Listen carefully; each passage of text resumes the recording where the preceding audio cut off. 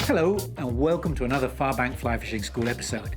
This episode may be the most useful episode of your fly casting life as it delves into the highly efficient fly casting technique called the double haul. Double hauling is much more than a style of fly casting. It increases line speed dramatically, which gives the caster much more distance, better line control and penetration in the wind. And it results in a lot less fatigue after a day casting in the water. Usually considered difficult to learn, this episode breaks the components down into simple step-by-step sections that makes it easy and fast to learn. As you will see, learning to double haul the army way will soon have you making longer casts than you've ever done before.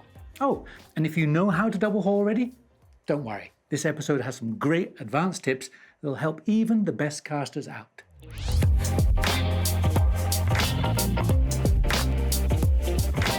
So before we get into the episode, what is double haul? Well, in fly casting terms, the haul is the terminology for you pulling the line with your non-casting arm. Right-handed caster, pull with the line and your non-casting arm, that's a haul. And a double haul, simply twice. So double hauling is good. We'll see in this episode why you double haul. You can also put a single haul on, and a lot of people do put a single haul when they're casting. They make a haul on the back cast and make a forward cast. And while that speeds up your back cast, it doesn't really speed up your forward cast. So a much better technique is to learn a double haul, 2 hauls. And that's what this episode's about. Now you may ask, why does a double haul work? How does it work? Well, let's take a little look at that with this rod. I've threaded this rod up, tied it to something, and when casting, what we're trying to understand is the flex of the rod is something you're trying to achieve. The more the rod flexes, the more the rod will ping and fire the line. So you get line speed. And look what happens to the rod when you haul. You increase the bend. That bend increase is excellent. It gives you more line speed and you can use less effort. So simply hauling on the line at the right time increases the load, makes it a more efficient casting technique. And as we'll see in this episode, you're going to find out that you can have different haul lengths according to what you're going to be doing. You might have a long haul here, or you might even do things called tweaks, which are just short hauls. But if you have 2 of them, it's the double tweak. Now, before you get into that, before you go, oh yeah, this is something I want to learn, I've always wanted to learn double haul, just one word of warning. Do make sure you have a really good cast first. Make sure you've got nice loops, back and forward. Make sure you've got good positive stops and you have complete line control and your timing's right. Because if you don't have a good back cast and a good forward cast, you're not going to find double haul very easy to learn. So get that dialed in first and then get out double hauling. And to double haul, to learn to double haul, you probably should start with some specialized gear. If you want to learn this really quickly, you should start with specialized gear. And we're going to take a look at exactly what that is in the very next chapter.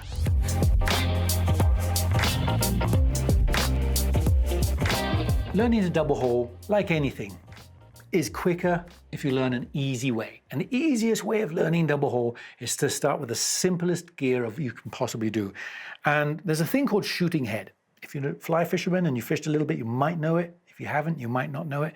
But a shooting head has a fat bit of fly line, that's this olive thing here, and it's attached independently to a very, very thin bit of line. That's called shooting line or running line, whatever you want to call it, but it's a really thin bit and it's a really thick bit. And you'll see why when we go into the next chapter of why that's important, but really if you want to double haul easily, start off with a shooting head. And if you don't know what shooting heads are and the kind of gear to use for shooting heads, I would start off with something like this. This is a slick shooter. This is a shooting line we make at Rio. It's 25 pound. It's very, very thin. Get yourself set up with this. You just tie this onto the backing, you wind it on, put a loop, and then to that loop, you're going to attach just a regular shooting head. This is the outbound shooting head. It's a 7-weight. If you have a 7-weight rod, you put it on a 7-weight. If you're learning with an 8-weight, put it on an 8-weight. But basically, you get your head and you get your shooting line, put them together, and that is the easiest outfit, hands down, to double haul with. And I've taught hundreds of people to double haul, and you can do it in a really short time by utilizing gear like that to get the fundamentals going, get the fundamentals right. But like anything, you have to evolve as a caster. And as you evolve as a caster and your techniques get more dialed in and your timing gets a little bit better, you want to move out away from these shooting heads. And that's where you move up to what's called an integrated shooting head, where the head and running line are together, part of the setup. This is an outbound short we have at Rio. This would be your next So you've got your rhythm going with the shooting head and you want to step up, then go to an integrated shooting head. And then as you get to dialed in with that and you get better and better at casting that, then you want to step up to your regular weight forward line. This is a real gold, weight forward 5. Whatever your regular weight forward is, that's the next level. That's your improvement. That's your evolution as a double haul caster. And then if you want to be really good and you really want to hone your double haul skills, probably the hardest line you can double haul with is a double taper. There's a lot of friction in a double taper. There's a lot of thickness and the line doesn't feed. And we'll talk about feeding later on in a further chapter. The line doesn't feed so well, but it becomes a really good crutch for you to learn to become better and better. So if you want to improve on your double haul, go to your weight forward and then finally end up with a double taper line. And that is the quickest way for you to progress your way through double hauling. And really on that note, what we need to do is look at what double hauling is. So let's go down to our loop lab and look at exactly how to learn to double haul.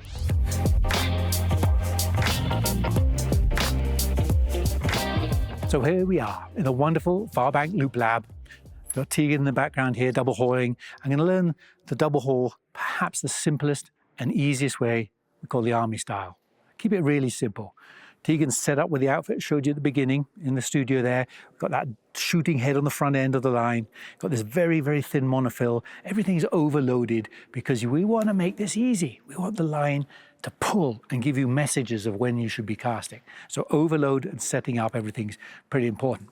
The hardest thing for most beginners to get when they learn the double haul is that the casting hand is going to do 2 moves, back and forward.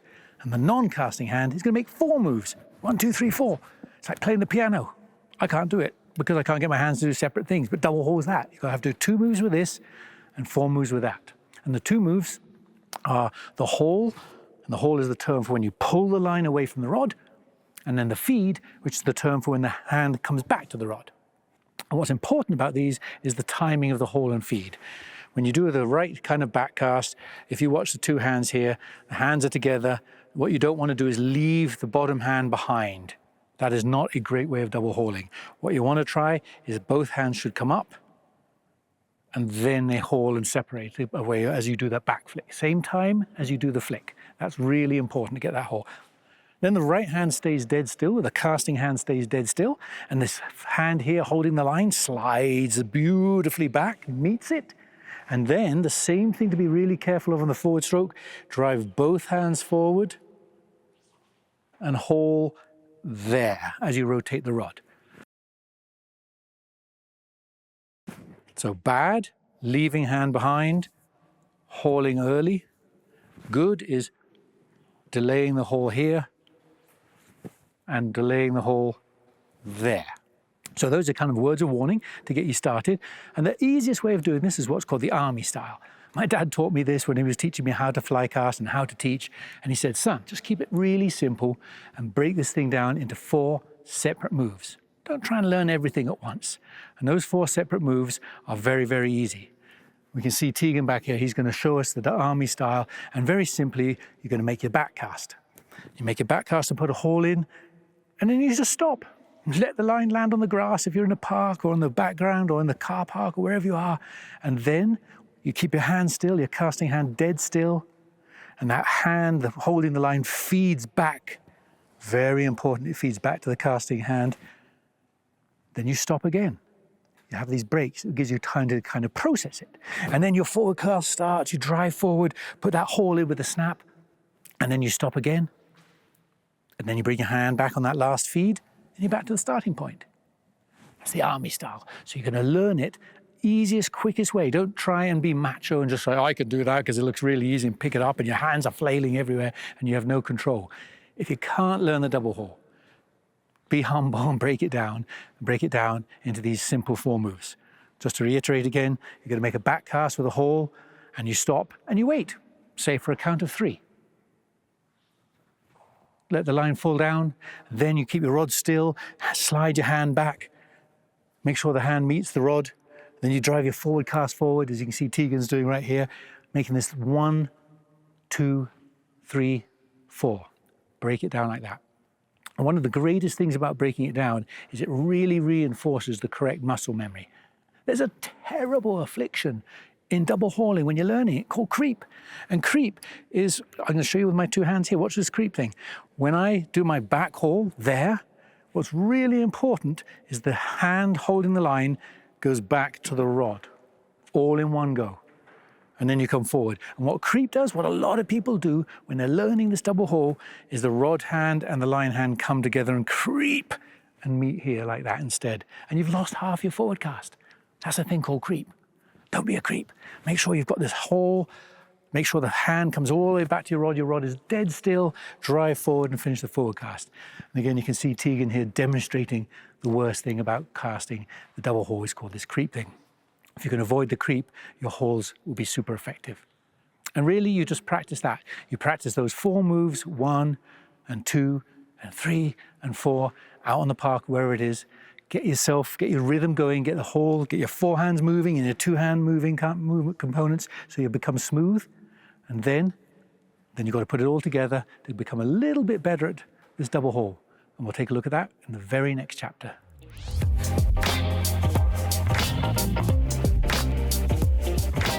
The simplest way of putting it together is to reduce 4 into 2.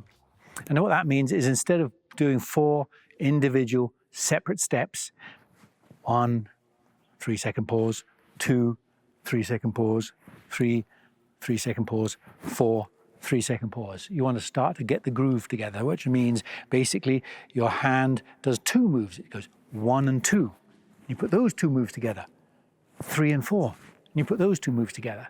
And as you practice those 2 moves together, you start to build up a nice constant rhythm. And that's really good. Rhythm's really good. And one of the best things to remember or to think about is just imagine you've got a tennis ball and you're serving at Wimbledon for the match and you're bouncing, ready to serve. Well, that's kind of the speed of your whole feed. Your left hand is that tennis ball. It should go boing, boing, boing. It doesn't linger down here and it doesn't go really quick up. So think of your hand as a tennis ball which is bouncing. That'll give you an idea of the right timing between 1 and 2, 3 and 4. Now, the other thing you've got to really remember, we talked about in the other chapters, creep. What you really got to be, this is where creep really comes in, and people really get into the creep here because they're eager to get 1 and 2 together. And invariably what happens is you're going to go like this. 1, 2, and your hands have met here. There's the deadly creep. If you have that, just take back a step. Go back to your 4 moves, get them independent and separate, and then when you get those separate again, then try, okay, I've got to meet behind me. 1, 2, 3, 4. And really one of the most important things is to have enough sensitivity in your fingers to feel the line going through the back here. Whatever speed your line's going that way, 20 miles an hour, your feed should be 20 miles an hour, the same speed as the line. That's perfect because it means the hand is being pulled up by the line. What you don't want to do is have a 20 mile an hour back cast and a 40 mile an hour feed. It's very erratic and gives slack and it's out of control and there's lines everywhere and you look like a robot. You don't look like a fly fisherman. Fly fishing is a beautiful, poetic, gorgeous thing to watch when people cast. So you should be like that. And that means you have enough sensitivity in your non-casting hand to haul and feed and let the hand be pulled up by the speed of the cast. 1 and 2, let it fall. 3 and 4. And you can see Tegan doing that beautifully. See how smooth that is. That's exactly what we're trying to achieve. And once you're comfortable with these 2, 1, 2, 3, 4, then we really want to get in the final part of this casting thing, which is getting in the groove, putting all of this together until you become a very smooth, beautiful double hauler. We're going to take a look at that in the very next chapter.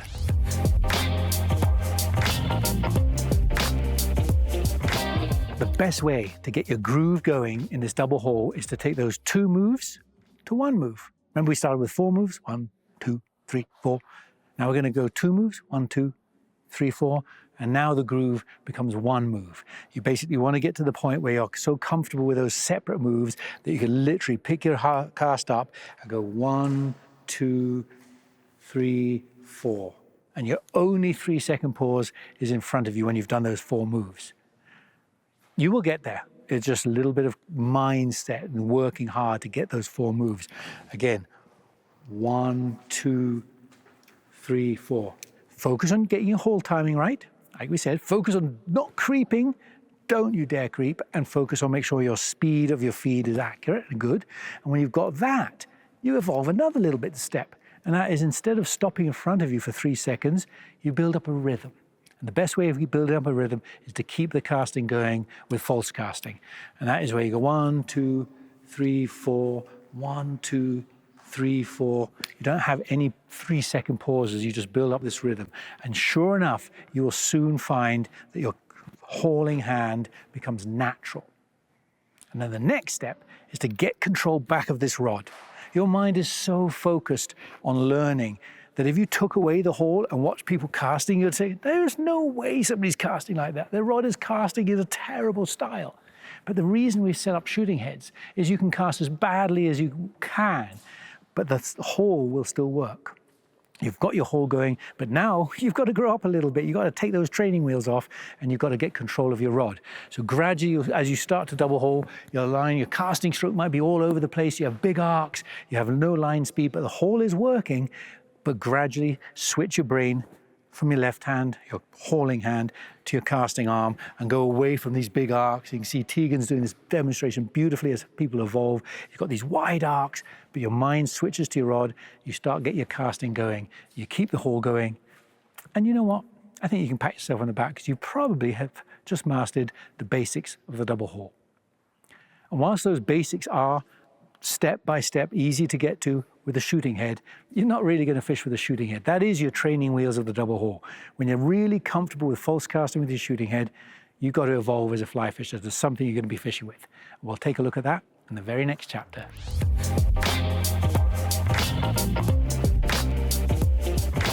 So that's the basics of double haul.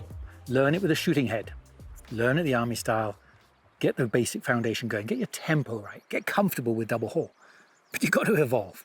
You can't just be chucking shooting heads because you're not going to catch a lot of fish and it's going to land with a lot of impact. Plus, you're not progressing. And all these things are designed to get a better and better caster.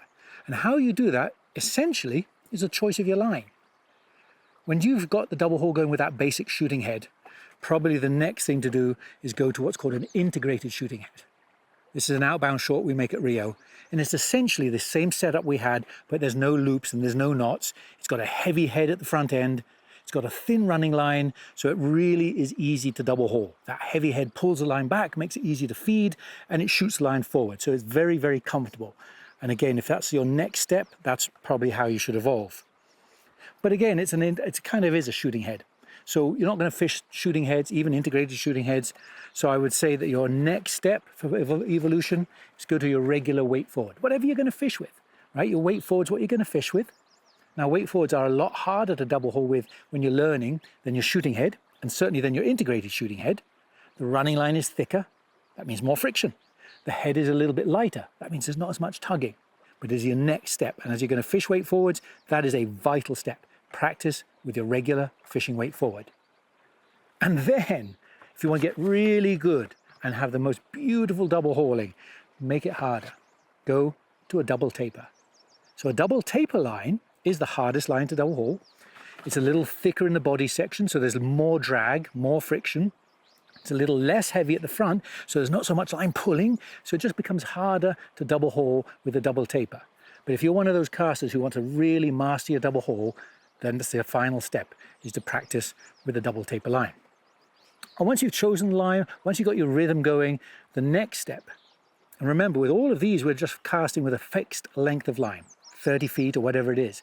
But your next step is going to actually shoot a little bit of line on every single cast. Here you can see Tegan double hauling. He's starting with a short head, short amount of line out, and if you watch his hands, every time he makes a back cast, he lets a little bit slip through the back cast. And then he catches it and holds it, makes a forward cast, lets a little bit slip on that forward feed. And that's your next evolution step. That's really going to be useful for you as a saltwater angler or fishing on a lake when you want to get a distance. You want to have this feeding of the line and getting it a little bit longer. With your regular weight forward, you do that until the whole head is out and you make one cast, one final double haul and shoot the prodigious cast. And if you've got a double taper, you sneak a little bit of line out every cast until you want to lay down and present it. So those are your steps to becoming better and better double hauler. But one last tip I want to give you is casting what's called advanced style. And I'll show you advanced style. Take a little look at the rod here. When you flex a fly rod, if I flex it down like this, you'll notice that the fly line is touching the back of the rod guides. Just the rod guides, nothing else. This is how a rod flexes when you make a back cast. But when you make a forward cast, the rod flexes this direction. And now, when you look at the fly line, it touches the whole blank. It touches the rod guides and the blank, and that is a huge amount of added friction. It's adding colossal amount of friction, and double hauling becomes really hard when you have that friction.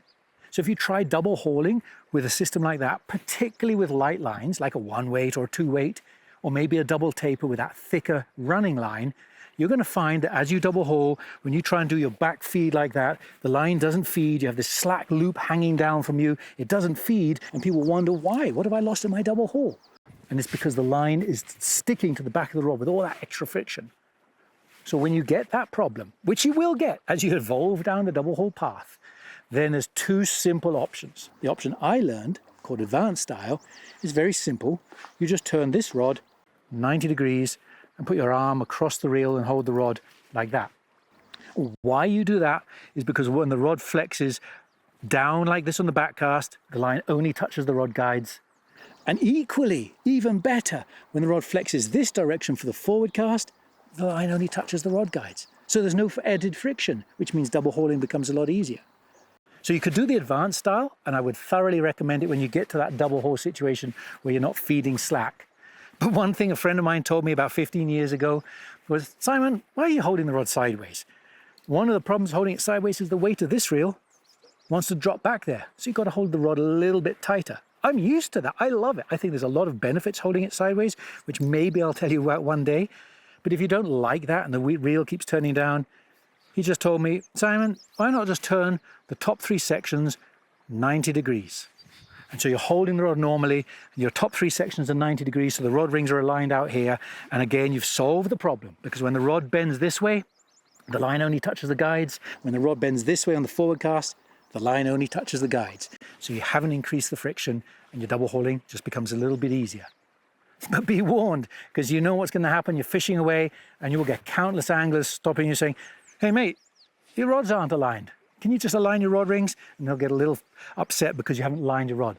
So be prepared for those comments, but you know what you'll get? You get your best double hauling, the smoothest double hauling you can. And particularly when you go down to those lighter lines or the double tapers. And really that's your sequence. That's a whole sequence for you to become a much better double hauler.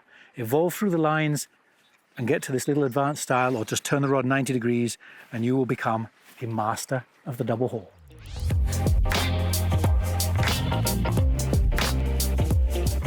So with all that you've seen, you should now understand how to go from never having double hauled to becoming a really advanced technical double hauler with those hard to cast light lines and double tapers. Quick summary of what we've gone through. If you're going to learn the double haul, start with the army style. Make 1 cast, but have 4 movements. 1 and 2 and 3 and 4. Remember the army style? Best possible way of learning. When you get comfortable with that army style, instead of those 4 movements, remember we went to 2 movements. 1 and 2, tennis ball, 3 and 4. And then when you get there and you get that comfortable, you just do the 1 cast, 1, 2, 3, 4, lay that down. And then the final progression, if you recall, is to get into the false casting, where you build up a rhythm. You build up an inherent rhythm inside you that is good, where you're false casting and double hauling. And then again, make sure you progress through the gear. Start with the shooting head. Oh my gosh, the number of people I've taught, and you can learn it so fast with a shooting head. Don't miss that step out. But evolve. Evolve from a shooting head to the integrated shooting head, like this outbound short. And then go on to your weight forward. Take these steps. It makes you a much faster learner by taking these steps. And finally, and only if you want to be a really, really good double hauler, get on to the double taper line, because that is technical. That way, you really, really need good hauling and good casting. And once you get to that point, you know what? Congratulations to you. You've just learned how to double haul. It's perfect for the saltwater angler on the bow of a boat shooting to a fish with tough winds. It's an excellent technique for utilizing on the shore of a lake or on the side of an ocean where you want to chuck the line as far as you possibly can. And above all, it's a wonderful technique for casting and reducing the amount of effort you use as a caster.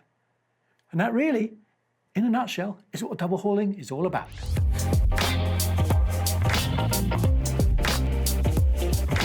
So there you have it, a technical, educational and informative lesson on how to learn and master the incredible effective casting technique called the double haul. Hopefully you've learned how to get started with a simple army way, and you can see how to progress and grow your skills until you are a proficient, effective double hauler, getting more distance, better wind penetration, and being able to use a lot less effort with your fly casting techniques than in the past. As always, I want to end this episode with a friendly reminder to do your part in keeping the river clean and the fish healthy. Look after the environment. Leave no trace of your visit to the water, and please treat the fish you catch with the utmost respect. Thanks a lot for watching this episode. I hope to see you on the water somewhere one day, launching some bombs with your newfound double haul skills.